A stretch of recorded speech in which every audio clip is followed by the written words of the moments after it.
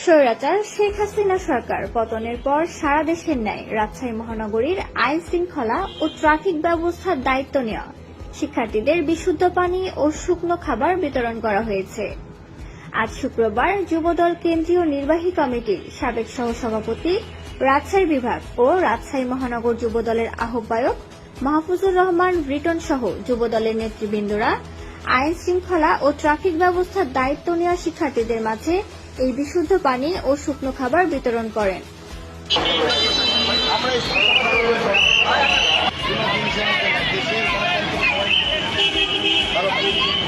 এ সময় রিটন বলেন, আর যদি পরিকল্পিতভাবে কেউ বা কারো অন্য সংগঠন হয়, আমি সঙ্গে সহযোগিতা করবো। আপনারা সবাই আপনারা সেইভাবে দায়িত্ব নিয়ে তাদেরকে চিহ্নিত করে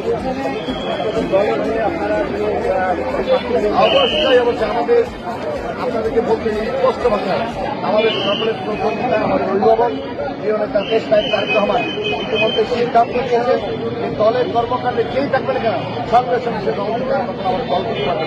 পাশাপাশি আমাদের যুবদলের